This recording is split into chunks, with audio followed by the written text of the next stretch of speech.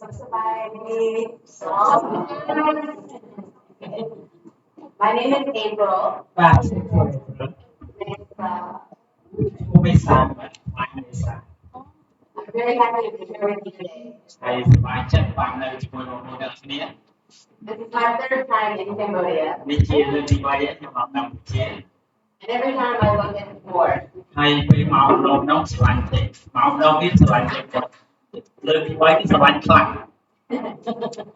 learn my Khmer. So I will help some of you with English, and you help me with my Khmer. បាទខ្ញុំបរៀនដូរគ្នាបងប្អូនបានទេបរៀនខ្មែរខ្ញុំមកខ្ញុំបរៀនអង់គ្លេសឲ្យវិញ Well, today it's my honor to be here, បាទថ្ងៃនេះគឺជាថ្ងៃដែលផ្ដល់កិត្តិយសដល់ខ្ញុំខ្លាំងណាស់ and I want to share with you about something that is very dear to my heart. បាទហើយខ្ញុំចង់ចែកអ្វីដែលពិសេសចេញពីចិត្តរបស់ខ្ញុំមែនតើ Something that has been the foundation of my walk with God. បាទគឺជាអ្វីមួយដែលជាមូលដ្ឋានគ្រឹះសំខាន់ក្នុងការដែលខ្ញុំដើរជាមួយព្រះអង្គ I want to talk to you about the love of God. ខ្ញុំចង់និយាយអំពីក្តីស្រឡាញ់របស់ព្រះ Many times we hear that God loves us. យើងឮច្រើនណាស់ព្រះអង្គស្រឡាញ់យើងព្រះអង្គស្រឡាញ់យើង I say, yes, I know God loves me. បាទហើយយើងក៏ដឹងដែរថាអូព្រះស្រឡាញ់មនុស្សមែនតើ But what does that really mean? បាទប៉ុន្តែសំណួរសួរថាតើមានន័យម៉េច And what does that do in our lives? បាទតើមានសារៈប្រយោជន៍យ៉ាងណានៅក្នុងជីវិតរបស់យើង And how do we demonstrate that to others? បាទតើយើងសម្ដែងសេចក្តីស្រឡាញ់ទៅដល់អ្នកដទៃយ៉ាងដូចម្តេច In Jeremiah 31:30, នៅក្នុងគម្ពីរយេរេមៀចំពោះ31 God says, I have loved you with an unconditional love. ព្រះអង្គបានមានបន្ទូលថាព្រះអង្គបានស្រឡាញ់ហើយជាមួយនឹងសេចក្តីស្រឡាញ់ដែលឥតដែនកំណត់ Because I have drawn you with an unending kindness. បាទហើយខព្រះគម្ពីរនោះក៏បានបញ្ជាក់ទៀតថាជាសេចក្តីស្រឡាញ់គ្មានដែនកំណត់ An unfailing kindness. ហើយជាពេលវេលាដែលហៅថាជាសេចក្តីស្រឡាញ់ដែល God's love is, មិនអាចបញ្ចប់បាន God's love is very personal. ក្តីស្រឡាញ់របស់ព្រះនោះគឺផ្ទាល់មកយើងមិនមែនជាលក្ខណៈទូទៅទេ When He says He loves everyone, នៅពេលដែលព្រះអង្គមានបន្ទូលថាព្រះអង្គស្រឡាញ់មនុស្សគ្រប់គ្នា that is very true. បាទគឺពិតណាស់ But He wants it to be personal to us. He wants us to know that He loves me. បាទអញ្ចឹងការដែលព្រះអង្គស្រឡាញ់ជាទូទៅនោះគឺមិនសូវជាស៊ីជម្រៅទេប៉ុន្តែអ្វីដែលស៊ីជម្រៅយើងត្រូវដឹងថាក្តីស្រឡាញ់របស់ព្រះនោះគឺសម្រាប់ខ្ញុំ That when He sent His only Son, Jesus, to come and to die on the cross, it was for you. បាទគឺពេលដែលព្រះវរបិតាបញ្ជូនព្រះយេស៊ូវគ្រីស្ទជាមកដើម្បីនឹងសុគតនៅលើជើងស្កាងគឺសម្រាប់អ្នកហើយនឹងសម្រាប់ខ្ញុំ In my life, when I was growing up, I did not know what love meant. បាទពេលដែលខ្ញុំកើតមកខ្ញុំអត់យល់អំពីសេចក្តីស្រឡាញ់យ៉ាងម៉េចទេ I did not grow up in a family that loved me or cared for me. ខ្ញុំកើតនៅក្នុងគ្រួសារដែលឪពុកម្ដាយអត់យកចិត្តទុកដាក់ឬក៏ស្រឡាញ់ខ្ញុំទេ I did not feel worthy of love. ខ្ញុំមិនបានទទួលក្តីស្រឡាញ់ដែលស័ក្តិសមទេ I didn't feel worthy of people's love, and I did not feel worthy of God's love. ខ្ញុំមិនអាចទទួលបានក្តីស្រឡាញ់ឬក៏ស័ក្តិសមពីមនុស្សស្រឡាញ់ឯងហើយក៏ខ្ញុំមានអារម្មណ៍ថាព្រះក៏មិនសមនឹងស្រឡាញ់ខ្ញុំដែរ Because I did not understand what God's love meant. បាទអញ្ចឹងខ្ញុំអត់យល់អំពីក្តីស្រឡាញ់របស់ព្រះមានន័យដូចម្ដេចបើសិនជាមនុស្សដែលនៅជុំវិញជាពិសេសគ្រួសារហ្នឹងអត់បានស្រឡាញ់គាត់ផងណា But when I began to understand that, that's when my life began to change. បាទនៅពេលដែលខ្ញុំចាប់ផ្ដើមយល់អំពីសេចក្តីស្រឡាញ់ពិតប្រាកដជីវិតរបស់ផងខ្ញុំចាប់ផ្ដើមផ្លាស់ប្រែ But knowing God's love does not make life easy. អញ្ចឹងការស្គាល់សេចក្តីស្រឡាញ់មិនមែនធ្វើឲ្យជីវិតយើងនឹងឯងស្រួលទេ There are times when we can feel alone or scared. បាទពេលខ្លះយើងទទួលបានក្តីស្រឡាញ់មកពីព្រះហើយប៉ុន្តែយើងដូចជាមានអារម្មណ៍ឯកោបណ្ដោយខ្លួនឯង Sometimes we can feel that we are not seen. បាទហើយពេលខ្លះក៏យើងមានអារម្មណ៍ថាដឹងថាព្រះស្រឡាញ់ហើយប៉ុន្តែអ្នកដទៃមើលអត់ឃើញយើង Maybe other people don't see how much you do. បាទហើយអ្នកដទៃយើងដឹងថាព្រះអង្គស្រឡាញ់យើងហើយប៉ុន្តែអ្នកដទៃអត់ឃើញអំពីទង្វើសកម្មភាពការល្អរបស់យើងទេ They don't say thank you for everything that you're doing for them. បាទហើយយើងខំបម្រើខំធ្វើឲ្យគេប៉ុន្តែគេមិនដែរនិយាយថាអរគុណឬក៏អរគុណដល់អ្នកទេ Or maybe people don't understand what you're going through. បាទហើយយើងដឹងថាព្រះអង្គស្រឡាញ់យើងប៉ុន្តែមនុស្សខ្លះគេអត់យល់អំពីទឹកចិត្តរបស់យើងទេ Because whether you live in America or in Cambodia, life can be very hard. បាទអញ្ចឹងមិនថាបងប្អូនរស់នៅទីកន្លែងណាទេមិនថាអាមេរិកឬនៅកម្ពុជាទេគឺជីវិតទោះបើទទួលព្រះអង្គជឿព្រះអង្គទទួលបានក្តីស្រឡាញ់ពីព្រះអង្គក៏ដោយប៉ុន្តែក៏បាក់ដែរ It's very easy for us to feel like people don't see us or God doesn't see us. បាទអញ្ចឹងវាស្រួលណាស់ក្នុងការដែលធ្វើពេលខ្លះធ្វើឲ្យអារម្មណ៍របស់យើងថា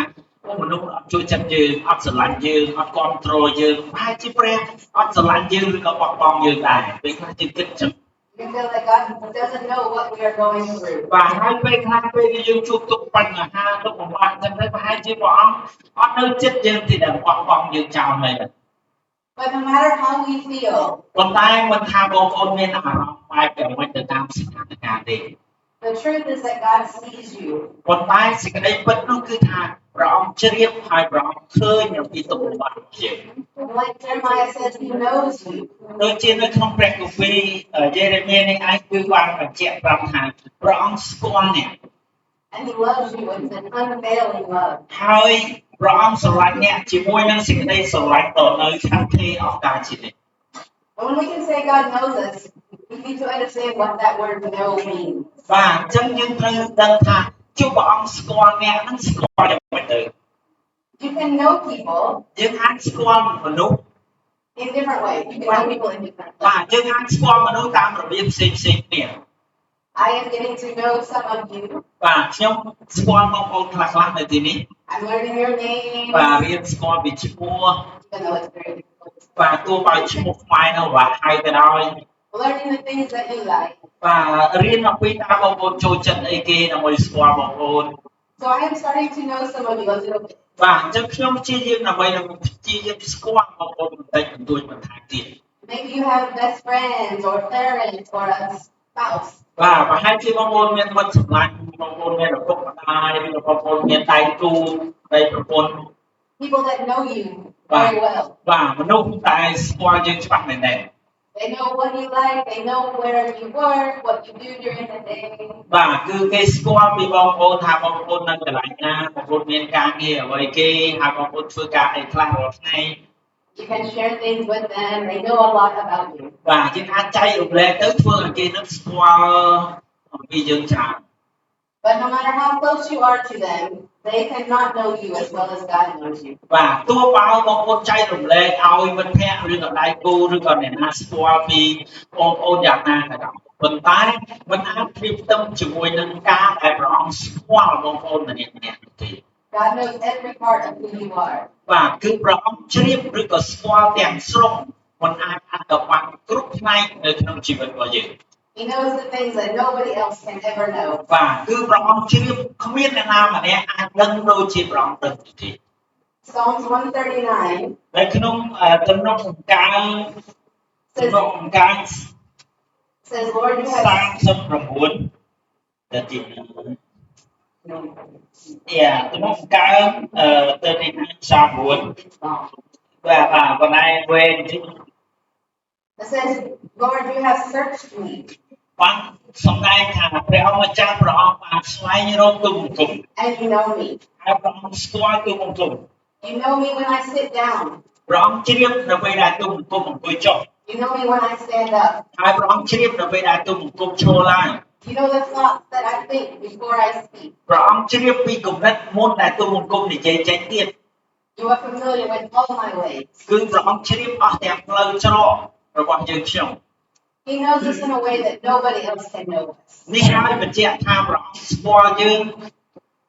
មិនមានអ្នកណាស្គាល់ដូចជាព្រះអង្គស្គាល់យើងទេ And the Bible says that He knows how many hairs are on your head. គឺព្រះជាម្ចាស់បានបន្ទូលថាសូម្បីតែសក់នៅលើក្បាលបងប្អូនមានប្រមាណសរសៃឬក៏ជ្រុះប្រមាណក៏ព្រះអង្គជ្រាបដែរ How many of you know how many hairs are on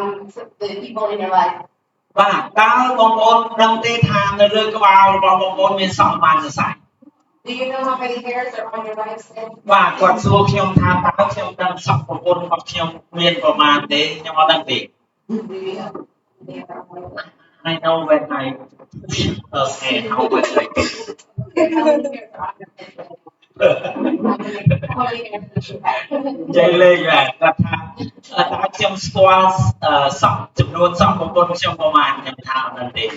ដឹងតែពេលដែលខ្ញុំបោកសក់គាត់ទៅខ្ញុំបានប្រមាណសរសៃដែរ You can know somebody very well and love them very much.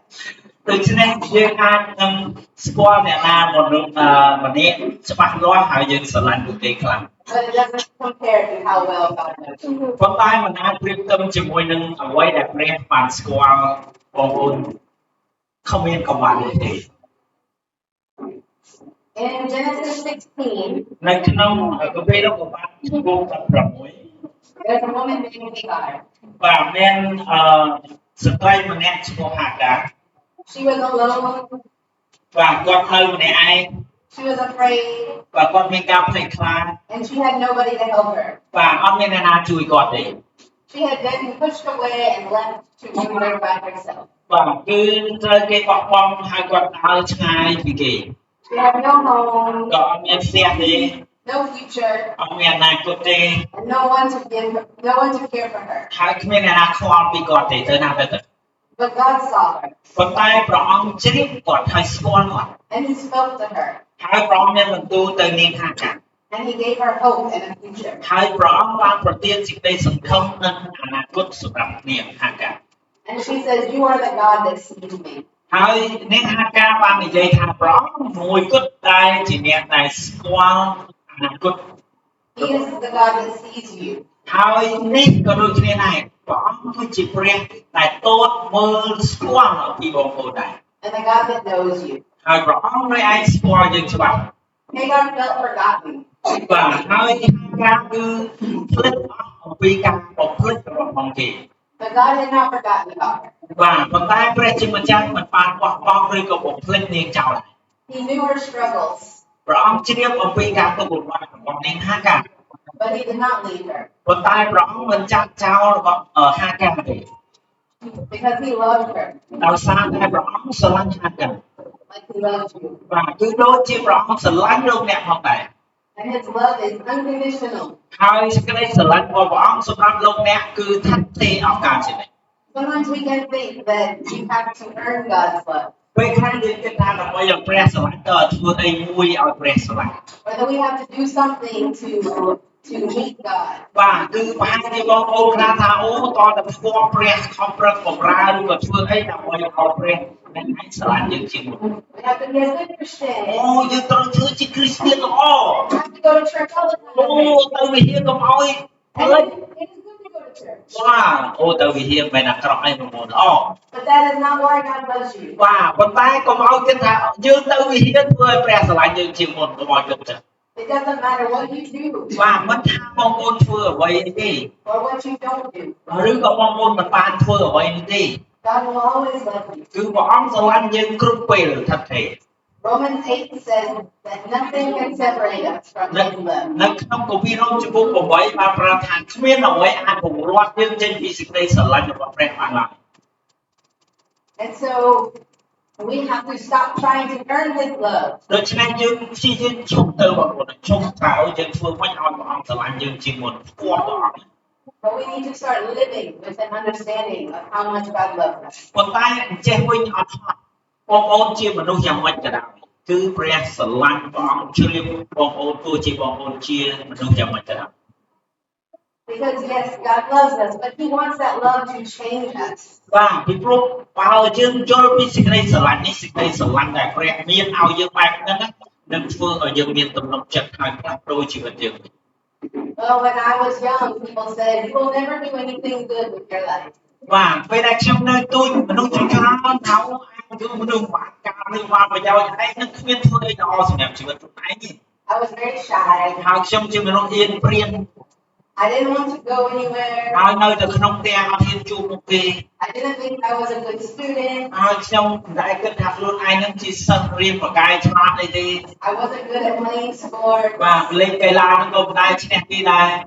And then when I grew up, I still was very shy. បាទហើយធំឡើងអីអាគំនិតទៀនព្រាននឹងគឺនៅតែដែរ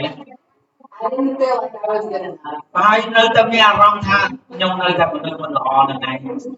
But believing that God loved me, ប៉ុន្តែពេលដែលខ្ញុំជឿថាខ្ញុំជាមិនក៏ដោយគឺព្រះស្រឡាញ់ខ្ញុំ the more I began to believe that, the more I began to change my mindset. នៅពេលដែលខ្ញុំជឿថាព្រះស្រឡាញ់ខ្ញុំមិ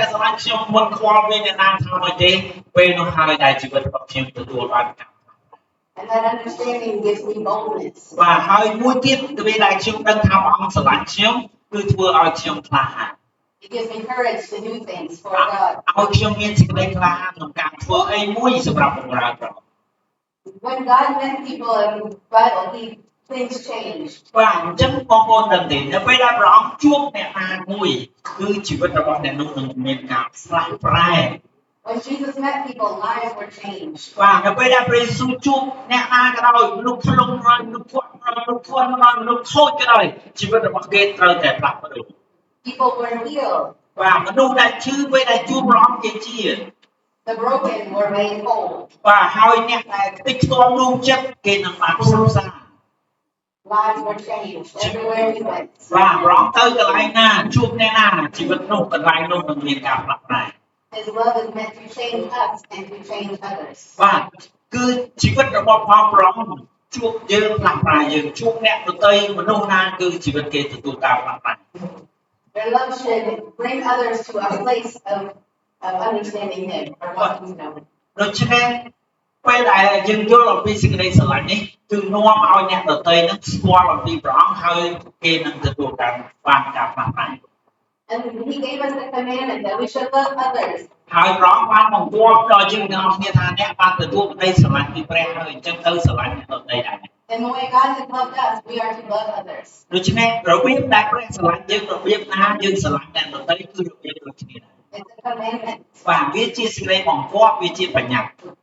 But it's something that we have to choose. បាទប៉ុន្តែអានោះគឺយើងត្រូវជ្រើសរើសខ្លួនឯងក្នុងការធ្វើព្រះអង្គអត់បង្ខំទេ If you go to a doctor and they give you medicine, បាទនៅពេលដែលយើងទៅជួបដុកទ័រហើយដុកទ័រឲ្យnosថ្នាំពេទ្យ that medicine can make you feel better. បាទថ្នាំនោះអាចធ្វើឲ្យយើងជាឲ្យយើងគាត់បាន But you have to choose to take it. បាទប៉ុន្តែបងប្អូនត្រូវតែលេបគ្រូពេទ្យឲ្យតាមរោគយើងហើយតែបើយើងមិនលេបអត់បានជាទៅដែរ If you are lost, if you don't know where you are, បាទបើសិនជាយើងវែងហើយយើងអត់ដឹងថាយើងតើផ្លូវណា and somebody tells you, oh, you need to go this way. អូខ្ញុំស្គាល់ផ្លូវអ្នកឯងទៅនេះទៅដល់ហើយ And you say, okay, and then you go another way. បាទប៉ុន្តែអូបងអរគុណហើយប៉ុន្តែយើងទៅផ្លូវផ្សេងអត់តាមទេ You are going to stay lost. បាទយើងនៅតែចង់វែងចឹងដែរ You have to choose to follow the directions. ដូច្នេះយើងត្រូវតែសម្រេចចិត្តជ្រើសរើសនៅផ្លូវដែលត្រឹមត្រូវដែរបាទ And we have to choose to believe God's love for us. ដូចគ្នាដែរយើងត្រូវតែជ្រើសរើសថាព្រះអង្គស្រឡាញ់ខ្ញុំរបៀបណាយើងត្រូវតែជឿអញ្ចឹងហើយកុំជឿលើពាក្យរបស់មនុស្សថាព្រះស្រឡាញ់អ្នកតន់ចេះតន់ចុះ And we have to choose to act on that love and show that love to others. បាទដូច្នេះយើងត្រូវតែជ្រើសរើសអនុវត្តក្តីស្រឡាញ់បែបព្រះអង្គឲ្យមកយើងហ្នឹងទៅអ្នកដទៃដែរ In Matthew 28, នៅក្នុងម៉ាថាយ28 God says to love God with everything you have. ដូច្នេះព្រះអង្គមានបន្ទូលថាស្រឡាញ់ព្រះអង្គនៅអ្វីដែលយើងមាន Your heart, ពីអស់ពីចិត្ត your soul, អស់ពីពលឹង your mind, your will, and your emotion. បាទពីអារម្មណ៍ពីស្មារតីពីកម្លាំង Love Him with everything. ស្រឡាញ់ព្រះអង្គឲ្យអស់ទាំងអស់ So what does that mean to love Him with everything? តើស្រឡាញ់ព្រះអង្គអស់ទាំងអស់ហ្នឹងមានន័យថាម៉េច It means that we have to make Him our number one priority. មានន័យថាយើងត្រូវតែស្រឡាញ់ព្រះអង្គជាទី1ជាអាទិភាព It means we have to pursue a relationship with Him. ដូច្នេះគឺមានន័យថាយើងត្រូវបង្កើតទំនាក់ទំនងជាមួយព្រះអង្គឲ្យល្អ It means you have to make a decision that when you hear about Jesus, you act on it. ដូច្នេះនៅពេលយើងឮព្រះបន្ទូលរបស់ព្រះអង្គគឺយើងជឿហើយយើងធ្វើអញ្ចឹង Many people can hear about God's love and then go on and do nothing. បាទមានមនុស្សជាច្រើនឮអូព្រះយេស៊ូវស្រឡាញ់អូព្រះយេស៊ូវសង្គ្រោះប៉ុន្តែគេត្រឡប់ទៅវិញទៅទេអត់មានអីផ្លាស់ប្ដូរសោះ But God is calling you to do something with what you know. ដូចគ្នាដែរលោកអ្នកកុំឲ្យជួយអញ្ចឹងអ្វីដែលយើងឮអ្វីដែលយើងស្ដាប់តែជាព្រះបន្ទូលព្រះអង្គចង់ឲ្យយើងបានទទួលបានហើយមិនយកទៅបោះចោលទេ The more you understand His love for you, នៅពេលដែលយើងយល់អំពីក្តីស្រឡាញ់របស់ព្រះអង្គសម្រាប់យើង the more understanding and revelation you get about who God is. គឺយើងចាប់ផ្ដើមស្គាល់នៅទំនាក់ទំនងស្គាល់នៅការបើកសម្ដែងរបស់ព្រះអង្គដែលយើងបានទទួល And what He wants to do in your life and through your life. ហើយព្រះអង្គចង់ធ្វើអ្វីនៅក្នុងជីវិតរបស់លោកអ្នកហើយព្រះអង្គចង់ប្រើជីវិតរបស់លោកអ្នកក្នុងការធ្វើនឹងដល់អ្នកដទៃ If you saw my life in the past, you would say, "There's no way that I can be here today." បាទបើសិនជាអ្នកស្គាល់ពីប្រវត្តិខ្ញុំពីតូចមកអ្នកនឹងគិតដូចអ្នកដទៃអូអ្នកគ្មានប្រយោជន៍ខ្ញុំបានការអីទេ I had to make a choice to act on what God said about me. ប៉ុន្តែខ្ញុំអរគុណដល់ព្រះអង្គអ្វីដែលខ្ញុំឮព្រះអង្គមានបន្ទូលហើយខ្ញុំយកមកអនុវត្តហើយជឿហើយនឹងធ្វើ And life has not always been easy. បាទទោះបើជីវិតជឿព្រះអង្គនឹងវាមិនស្រួលក៏ដោយ But God took someone who had no future. បាទប៉ុន្តែព្រះអង្គអាចប្រែឆ្លាស់ពីមនុស្សដែលគ្មានអនាគតគ្មានប្រយោជន៍តែគេទាយគេថាអញ្ចឹង And I've been honored to travel to many places around the world to share about God's love. ប៉ុន្តែផ្ទុយទៅវិញខ្ញុំដើរជាមួយពិភពលោកក៏អើប្រទេសក្នុងការប្រាប់មនុស្សអំពីក្តីស្រឡាញ់របស់ព្រះ But even today, it's a choice I have to make to choose to believe what He says about me. បាទដូចជានៅថ្ងៃនេះដូចគ្នាខ្ញុំត្រូវតែជ្រើសរើសថាព្រះអង្គមានបន្ទូលយ៉ាងណាទៅលើជីវិតរបស់ខ្ញុំត្រូវតែជឿ Because there are many things around us ពីព្រោះមានរឿងជាច្រើនកើតឡើង that want to tell us you are not loved. បាទតែភពរបស់យើងថាអ្នកគ្មានបានប្រយោជន៍បានការមិនសមទេមិនមានអ្នកស្រឡាញ់ទេព្រះមិនស្រឡាញ់ទេ You made a mistake. You are not good enough. ធ្វើកំហុសទៅរហូតអាក្រក់ទៅរហូតនឹងមានការប្រែនេះគ្មានប្រយោជន៍ទេ And sometimes I just feel like it's too hard and I want to give up. បាទហើយពេលខ្លះយើងក៏បានក្នុងរស់នៅពេលខ្លះយើងចង់បោះបង់អីចឹង But I have to make a choice in those moments to choose to believe God's word. តែមានរឿងកុហកនឹងកើតឡើងដល់យើងទៅហើយយើងត្រូវតែជ្រើសរើសស្ដាប់តាមព្រះបន្ទូលរបស់ព្រះ More than I believe the things that I feel or the things that other people say. ហើយជឿព្រះបន្ទូលព្រះអង្គជាជាងជឿនៅលើមនុស្សនិយាយ My past is not too broken for God to love me and to use me. ហើយជីវិតរបស់បងខ្ញុំវាមិនបែកខ្ទេចខ្ទីអាក្រក់ពេកតែព្រះអង្គពិបាកយកមករៀបចំមកនឹងធ្វើឲ្យល្អជាងទេ And it's the same for each one of you. ដូចគ្នាផងដែរតើជីវិតរបស់លោកអ្នកត្រូវបានខូចខ្ទេចខ្ទីគេមុលងាយគេបំផ្លាញថាម៉េចគឺមិនអាក្រក់ពេកតែព្រះអង្គមិនអាចនឹងកែប្រែឲ្យល្អបានទេ You have a choice to trust Him with your whole life. ដូច្នេះបងប្អូនត្រូវតែជ្រើសរើសក្នុងការជឿហើយនឹងស្ដាប់បង្គាប់ព្រះអង្គទាំងស្រុង To choose to believe that He sees you. ជឿថាព្រះអង្គទតឃើញការជឿចាប់ក្នុងជីវិតយើង You have to choose to believe that He knows you. ហើយយើងត្រូវជ្រើសរើសថាព្រះអង្គគាត់ជាស្គាល់ខ្ញុំច្បាស់ជាងមនុស្សជាងខ្លួនឯងទៀត And that He loves you. ហើយជឿថាព្រះអង្គគាត់ជាស្រឡាញ់លោកអ្នកទោះឲ្យលោកអ្នកជាមនុស្សវិញ You have to make a choice to follow Him every day. ហើយយើងត្រូវជ្រើសរើសតាមព្រះអង្គរាល់ថ្ងៃដែរ And to build relationship with Him. ហើយបង្កើតទំនាក់ទំនងមួយព្រះអង្គរាល់ថ្ងៃ And to love others as He has loved you. បាទហើយស្រឡាញ់ដល់អ្នកដទៃអ្នកផ្សេងទៀត To share His love ហើយ with នឹង others. ចែកចាយក្តីស្រឡាញ់របស់ព្រះអង្គដល់អ្នកដទៃទៀត Jesus said in Matthew to come to me. ហើយព្រះយេស៊ូវព្រះអង្គមានបន្ទូលនៅក្នុងពីមកថាចូលមកឯខ្ញុំ All who are tired ឲ្យអ្នកនឿយព្រួយហើយទុកធ្ងន់អើយ and carrying heavy burdens. បាទអ្នកតែមានបន្ទុកធ្ងន់អើយ And I will give you rest. ខ្ញុំនឹងឲ្យអ្នកជុំសម្រាក So if you are tired, ដូច្នេះបងប្អូនហត់លើទេ if you're feeling alone តើបងប្អូនមានអារម្មណ៍ឯកោទេ or discouraged, ឬក៏បាក់ទឹកចិត្តទេ